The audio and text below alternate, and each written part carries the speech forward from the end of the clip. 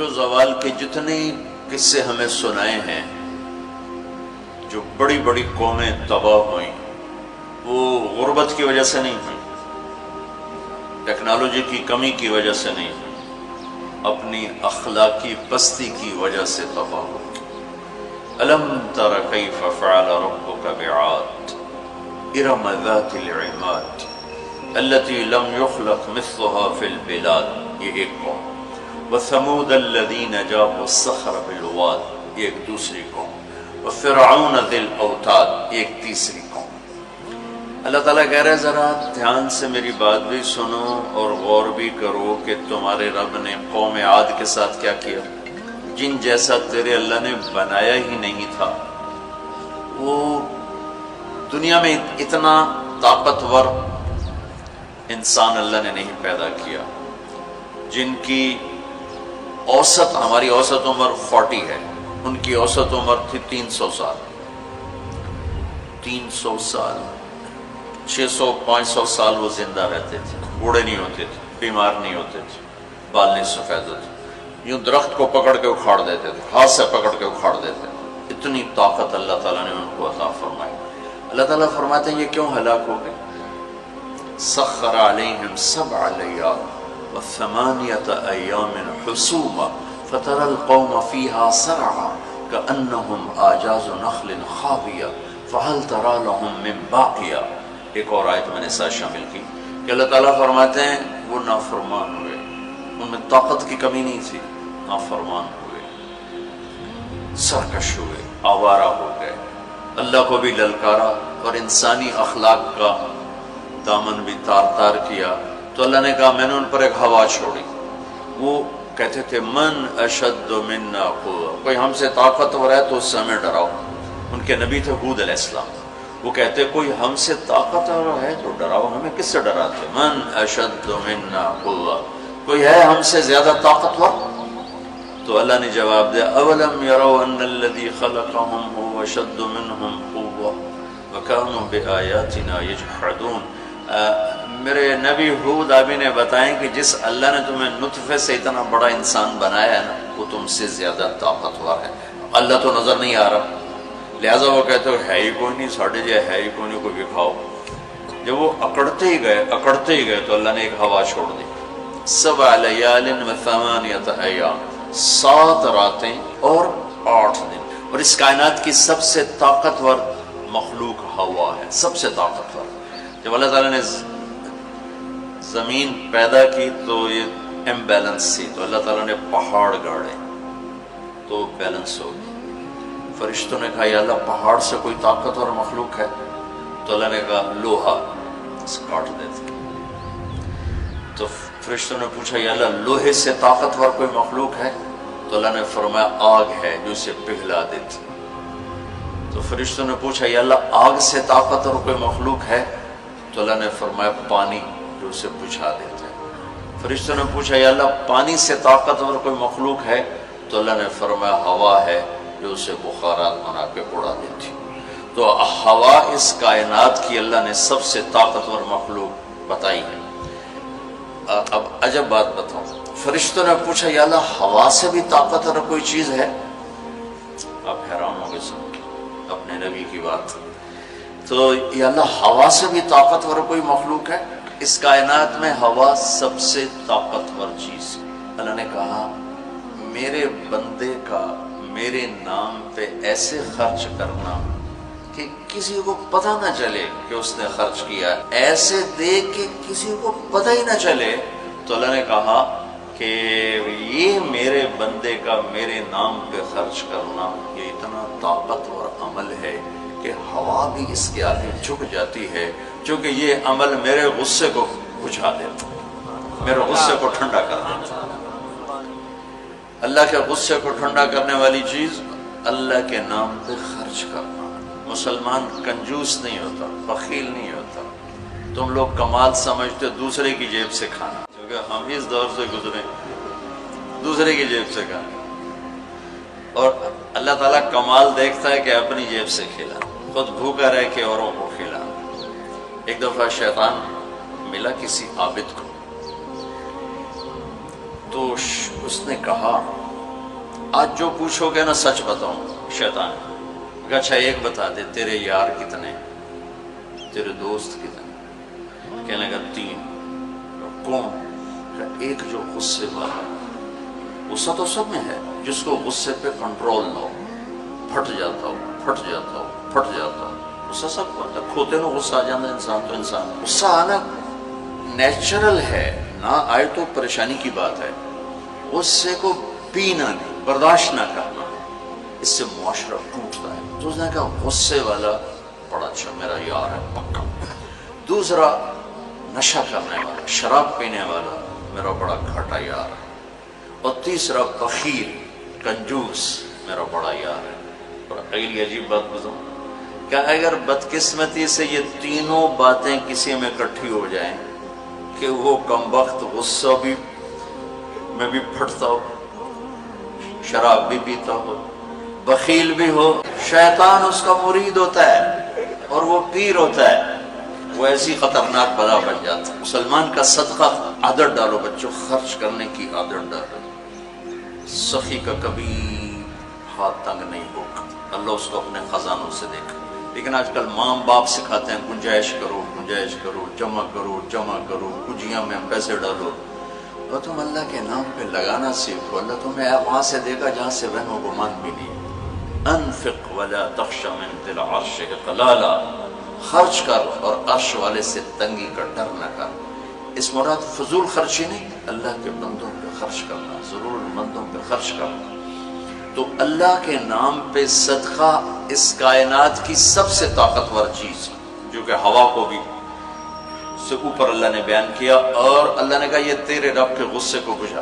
ٹھنڈا کر دیتا اللہ نے ہوا چھوڑی اور اس قوم کو تہس نہس کر دیا ان کے قد ہوتے تھے 50 فٹ 60 فٹ 40 فٹ کے قد ہوتے تھے تو ہوا نے ان کو ایسے اٹھایا بگولا چلتا رہا ایسے ہی تو آپس میں ان کے سر ٹکراتے تھے ٹھا ٹھا ٹھا ٹھا ٹھا ٹھا یہاں تک ان کی کھوپڑیاں پھٹ گئیں ان کے دماغ نکل گئے پھر پٹک کے زمین پر مارا دھڑ الگ ہو گئے سر الگ ہو گئے اس کے پیچھے تباہی کی وجہ نہ پیسے کی کمی نہ ٹیکنالوجی کی کمی مستوری وَثَمُودَ الَّذِينَ جَابُوا الصَّخْرَ بِالْوَادِ پھر اللہ نے کہا ایک اور قوم آئی جنہیں پتہ چلا کہ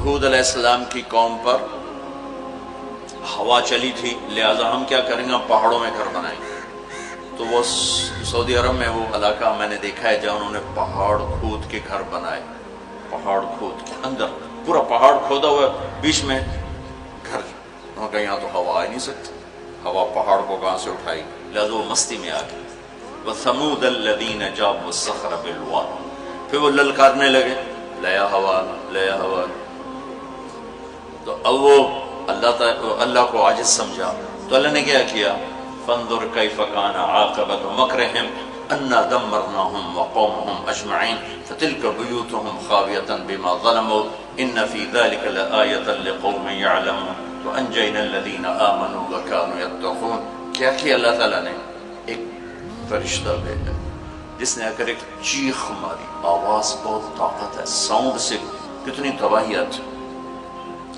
اس نے ایک چیخ ماری ان کے کلیجے سب کے پھٹ گئے چہرے ان کے نیلے پڑ گئے اور وہ ایک دن میں سارے اللہ تعالیٰ نے مٹی کا ڈھیر بنایا انہیں دفن کرنے والا کوئی نہ بچا یہ کیسے تباہ ہوئے ان کی تباہی کے پیچھے نہ ٹیکنالوجی کی کمی ہے نہ طاقت کی کمی ایک تیسری قوم وَفِرْعَوْنَ ذِي الْأَوْتَادِ فرعون جو اس زمانے کا اتنا بڑا بادشاہ تھا کہ انسانی تاریخ میں صرف ایک انسان پیدا ہوا ہے جس نے کہا میں رب ہوں یہ بات دنیا میں کسی نے نہیں کی سجدہ تو مسلمان بادشاہ بھی کرواتے تھے یہ مغلوں کو سجدے ہوتے تھے یہ ہمارے مغلیہ بادشاہ تھے اورنگزیب نے آ کر اسے ختم کیا تو سجدے تو مسلمان بادشاہوں کو بھی ہوتے رہے اور کافروں کو بھی ہوتے رہے لیکن میں ہی رب ہوں یہ بات ایک انسان نے کی وہ ہے فرعون فَقُلْ هَلْ لَكَ إِلَىٰ أَن تَزَكَّىٰ وَأَهْدِيَكَ إِلَىٰ رَبِّكَ فَتَخْشَىٰ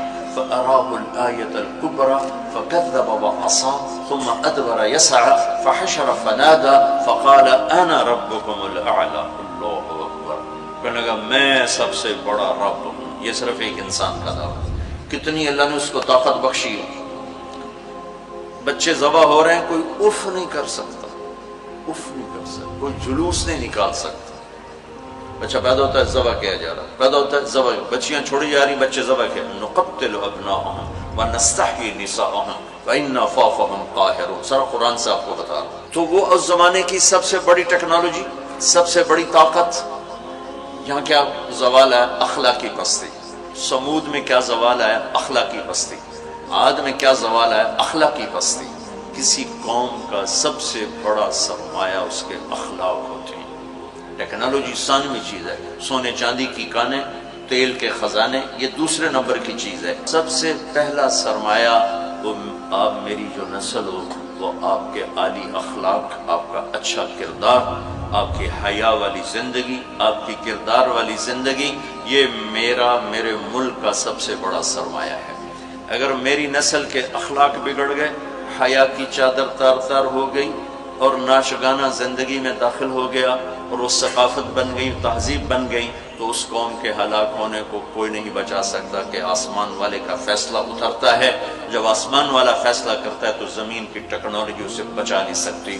فرعون نے بھی کہا قومن فاتنا بما تعدنا ان كنت من الصادقین، نوح علیہ السلام کی قوم نے کہا نوح علیہ السلام سے، لاؤ کدھر ہے تیرے رب کا عذاب، فاتنا لے کے آؤ، کدھر ہے تیرے رب کا عذاب، انما یاتیکم بہ اللہ ان شاء وما انتم بمعجزین، اللہ جب لائے گا تو پھر تم کچھ کر نہیں سکو گے۔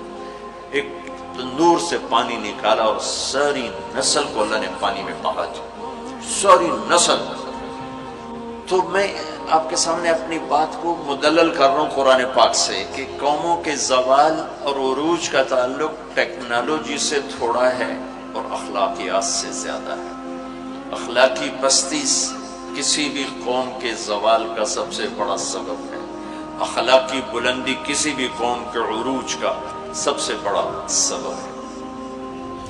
فرعون نے بچے ذبح کیے، بچیوں کو چھوڑا، عبرت کا نشان بنا دیا لوگ۔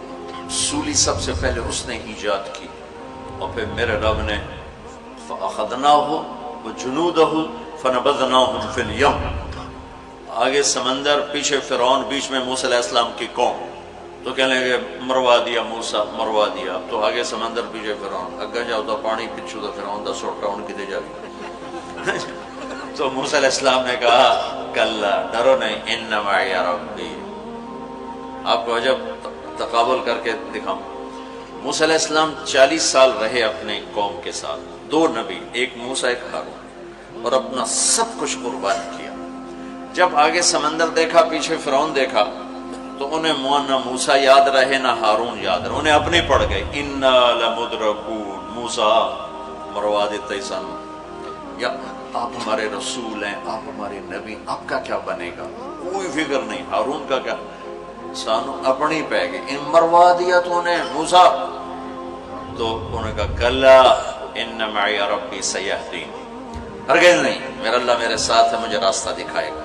لیکن کلا میں ایک اشارہ ہے کہ تمہیں مرنا ہی چاہیے، یا تمہیں فرعون مارے یا تمہیں پانی مارے، لیکن چونکہ میرا اللہ میرے ساتھ ہے تو انشاءاللہ مجھے راستہ ملے گا، تمہیں بھی مل جائے گا، میری تو فیض تمہیں بھی مل جائے گا۔ تو جب وہ بالکل قریب آ گیا تو اللہ نے کہا فضرب بعصاک البحر، لاٹھی مار۔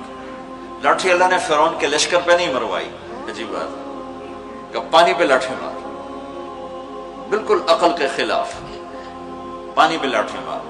موسیٰ علیہ السلام نے یہ نہیں پوچھا یا اللہ اب پانی تے سوٹے مرن دا کی مطلب، فرعون دے سرج مروا، کہا نہیں ادھر مار۔ فانفلق البحر فکان کل فرق کالطود العظیم، میرے رب کی قدرت کہ ایک دم اس لاٹھی سے ٹھوٹھے مارتا سمندر 12 راستوں میں تبدیل ہو گیا، اور سارا پانی ایسے سیمنٹ کی دیوار بن کے کھڑا ہو، ایسے کوئی جنبش نہیں، اور 12 قبیلے تھے، 12، تو ہر قبیلہ ایک راستے پہ پانی میں انٹر ہو گیا، بڑی بڑی دیواریں۔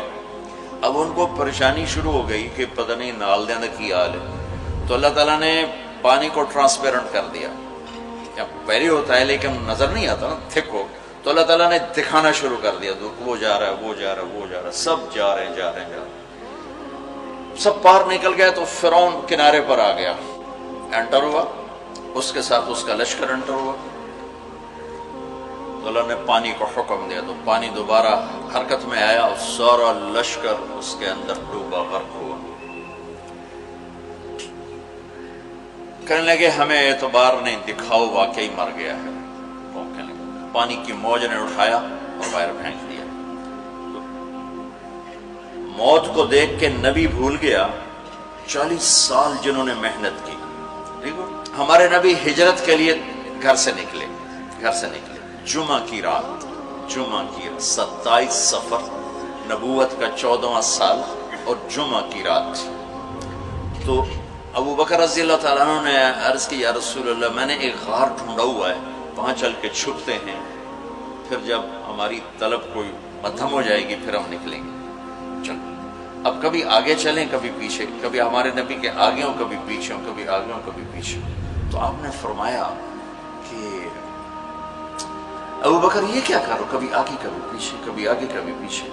تو کہنے لگے یا رسول اللہ اخاف الرصد فامشی امامک واخاف الطلب فامشی خلفک۔ یا رسول اللہ جب مجھے یہ خیال آتا ہے کہ آگے کوئی دشمن چھپا ہوا وار نہ کر دے تو میں آگے چلتا ہوں کہ وار میرے اوپر پڑے آپ پہ نہ پڑے، اور جب مجھے خیال آتا ہے کہ پیچھے سے آ کے حملہ نہ کر دے تو میں بھاگ کے پیچھے ہو جاتا ہوں کہ اگر کوئی وار کرے تو میرے اوپر آئے آپ پر نہ آئے۔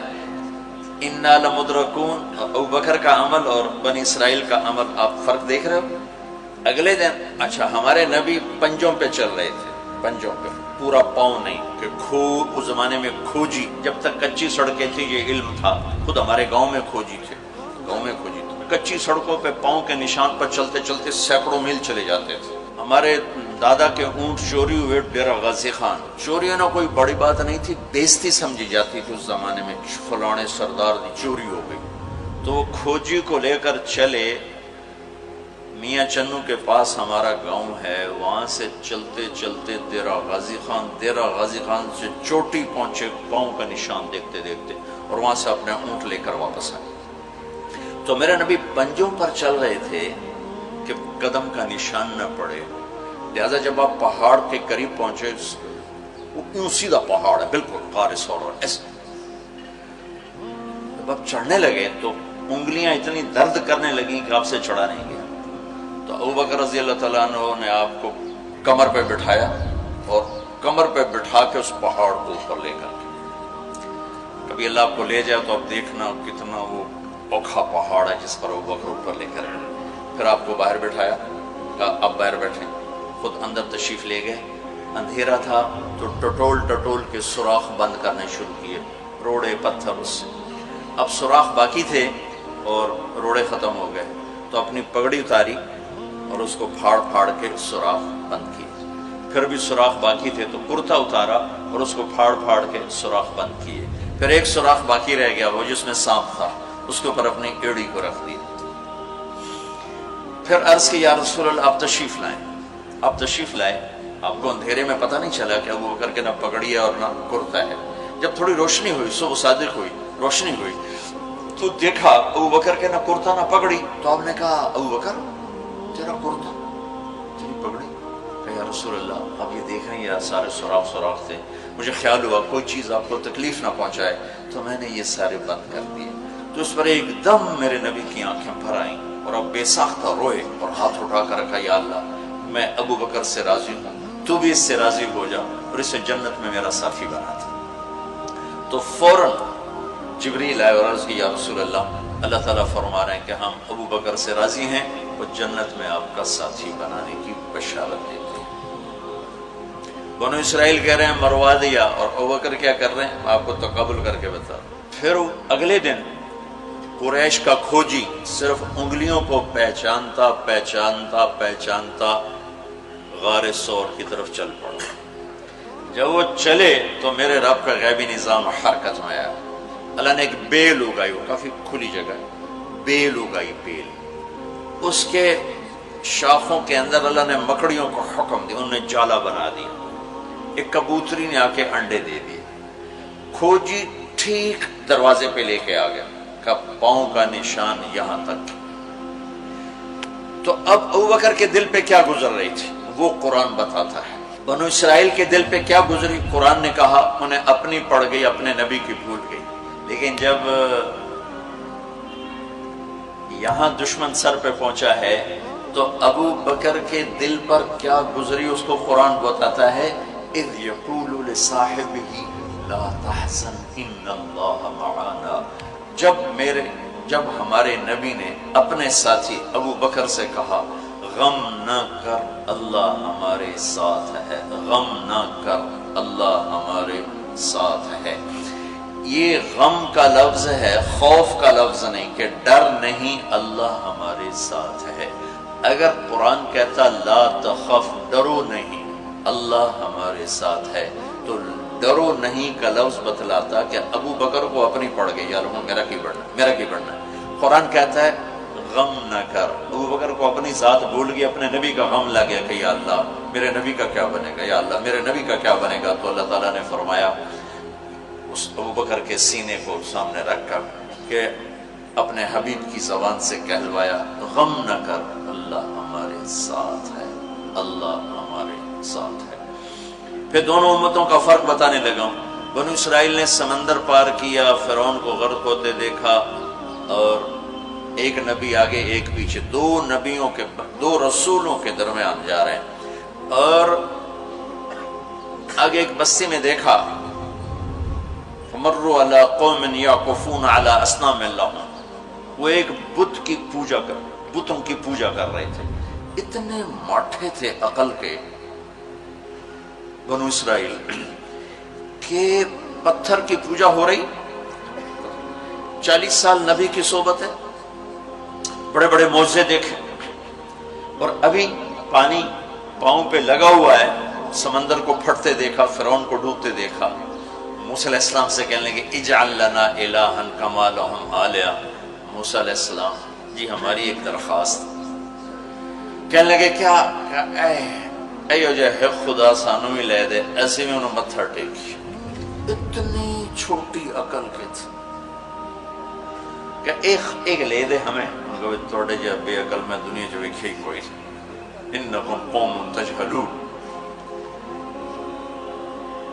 ہمارے نبی دنیا سے تشریف لے گئے، فوت ہوئے 12 ربیع الاول 7 جون 633 عیسوی 11 ہجری، پیر کا یہی تقریباً یہی ٹائم ہے، اس سے تھوڑا سا آگے، زور سے پہلے۔ اب دنیا سے تشریف لے گئے، انتقال فرما گئے۔ صحابہ پہ عجیب و غریب کیفیت طاری ہوگی۔ عمر رضی اللہ عنہ نے تلوار نکال لی، جو کہے گا اللہ کا نبی فوت ہو گیا قتل کر دوں گا۔ وہ فوت نہیں ہوئے، اللہ کے پاس گئے، واپس آئیں گے۔ ابوبکر صدیق کو پتہ چلا، وہ عوالی ایک محلہ ہے، وہاں گئے ہوئے تھے اپنی بیگم کے پاس، وہاں سے دوڑتے ہوئے آئے، تھوڑے سے چھلانگ لگائی، گھر میں داخل ہوئے، اپنی بیٹی کے حضرت عائشہ کے گھر میں آپ کا انتقال ہوا۔ آپ کے چہرے سے کپڑا ہٹایا، ماتھا چوما، آنسو گرے، اور کہا طبت حیا و میتا، میرے محبوب آپ دونوں حالتوں میں پاک پاکیزہ خوشبودار ہیں، دنیا سے جانے کے بعد بھی اور دنیا میں رہتے ہوئے بھی۔ پھر تشریف لائے تو عمر کی آواز گرجدار، کوئی نہ کہے میرے نبی فوت ہو گئے۔ ممبر پر آ کر کھڑے ہوئے کہا عمر بیٹھ جاؤ۔ عمر کہنے لگے میں نہیں بیٹھتا، تو کہنے لگے ایھا الناس من کان یعبد محمدا فإن محمدا قد مات، جو لوگ محمد کی پوجا کرتے تھے تو سنو آج ان کو اللہ نے اٹھا لیا ہے۔ ومن کان یعبد اللہ فإن اللہ حی لا یموت، اور جو اللہ کی پوجا کرنے والے ہیں وہ سن لیں کہ اللہ موت سے پاک، زندہ، قائم دائم، حی قیوم، موجود ہے۔ اور پھر آپ نے یہ آیت پڑھی انک میت وانہم میتون، میرے حبیب آپ نے بھی موت کا ذائقہ چکھنا ہے، وہ سب نے موت کا پیالہ پینا ہے۔ اور یہ آیت پڑھی وما محمد الا رسول قد خلت من قبلہ الرسل افإن مات او قتل انقلبتم علی اعقابکم، میرے نبی بھی تو رسول ہیں جیسے اور رسول ہیں، ان کو بھی تو موت نے آنا ہے، تو تم میرا راستہ چھوڑ دو گے، میرا دین چھوڑ دو گے۔ تو عمر رضی اللہ تعالیٰ عنہ فرماتے ہیں میری ٹانگوں سے جان نکل گئی، چونکہ مجھے پتہ چل گیا کہ آپ فوت ہو گئے ہیں، تو میں یوں نیچے گرا، سیدھا ایسے اسٹریٹ نیچے گرا کہ مجھے یوں لگا جیسے یہ قرآن آج اترا ہے، جیسے یہ قرآن آج اترا ہے۔ تو ابوبکر صدیق رضی اللہ تعالیٰ عنہ صحابہ کا ایمان اور بنو اسرائیل کا ایمان اب تقابل دو نبیوں کی موجودگی میں اتنے بڑے معجزے دیکھ کر ایک پتھر کا بت دے ہم بھی اس کو سجدہ کریں؟ اور یہاں میرے نبی دنیا سے جا چکے ہیں اور ابوبکر صدیق اعلان کرتے ہیں کہ اللہ زندہ ہے، موت سے پاک ہے، اور میرے نبی کو اللہ نے بلا لیا جیسے ہر نبی کو بلایا، میرے نبی کو بھی بلا لیا ہے۔ پہلی امتوں کو 2 نمازیں، ہمیں 5۔ پہلی امتوں کی مسجد کوئی نہیں، ہماری مسجد۔ پہلی امتوں کی اذان کوئی نہیں، ہمیں اذان دی۔ اور اذان اتنا بڑا عمل بنا دیا میرے نبی نے کہ آپ نے فرمایا کہ اذان دینے والا قیامت کے دن سب سے اونچے مقام پر کھڑا ہوگا۔ حضرت علی فرمایا کرتے تھے کاش میں اللہ کے نبی سے حسن حسین کے لیے مسجد نبوی کی اذان مانگ لیتا، یہ حضرت علی فرمایا کرتے تھے۔ اور جنگ قادسیہ میں مؤذن زخمی ہو گیا تو اذان دینے کے شوق میں سردار آپس میں الجھ گئے، ایک کہتا میں دوں گا، ایک کہتا میں دوں گا، پھر قرہ اندازی ہوئی جس کا نام نکلا اس نے اذان دی۔ حضرت عمر فرمایا کرتے تھے اگر میں امیر المومنین نہ ہوتا، اگر میں خلیفہ وقت نہ ہوتا تو میں مسجد نبوی کا مؤذن بننا پسند کرتا۔ کسی کو اذان نہیں ملی، ہمیں اذان۔ پہلا مؤذن بلال بنا، پہلے مؤذن اللہ نے بلال کو یہ عزت عطا فرمائی۔ دنیا میں یہ ہے اور آخرت میں یہ ہے کہ میرے نبی نے فرمایا کہ جب جنت میں جانے کا وقت آئے گا تو جنت کی میرے لیے سواری لائی جائے گی، میں اس سواری پہ بیٹھوں گا تو اس کی جو وہ رسی ہوگی وہ ایسے نیچے گر جائے گی، نیچے گرے گی۔ اس رسی کے یعنی اس کی جو لگام ہوتی ہے وہ نیچے گرنے کا مطلب ہے یہ ایسے نیچے گر گئی۔ اب نیچے گرنے کا مطلب ہے کہ اس کی ڈرائیونگ میرے نبی نے نہیں کرنی، کوئی آنے والا ہے، کوئی ڈرائیور آنے والا ہے جو رسی پکڑ کے چلے گا، کوئی کوچوان آنے والا ہے جو اس کو پکڑ کے چلے گا۔ رسی کا گرنا ایک انڈیکیشن ہے کہ کوئی نصیب والا اب آئے گا۔ جب آپ کی سواری کھڑی ہوگی، رسی نیچے ہے، تو اب سب کی گردنیں ایسے ہوں گی، کون، سب قیاس کرتے ہیں کون کون کون۔ اللہ کی طرف سے اعلان ہوگا بلال کو بلایا جائے، بلال بلال۔ تو بلال آپ کی سواری کی لگام پکڑیں گے اور آپ نے فرمایا کہ سب سے پہلے میں جنت میں جاؤں گا وہ بلال میرے ساتھ ہوگا، میری سواری کی لگام پکڑ ہو جائے گا۔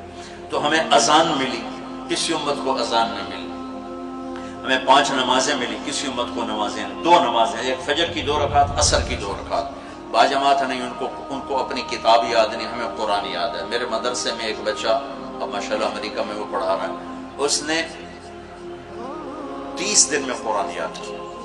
صبح یاد کرتا تھا، شام کو تراویح میں سناتا تھا۔ میرے مدرسے کا بچہ صبح بیٹھ کے مغرب تک پورا سپارہ یاد کر کے اور عشاء کو تراویح میں سنا دیتا تھا۔ اللہ نے میں ایسا قرآن دے دیا کہ 1 مہینے میں بھی یاد ہو جاتا ہے۔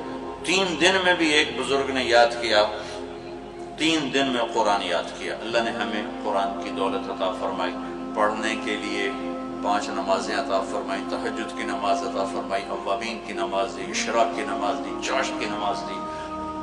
نماز کے کتنے دروازے کھول دی۔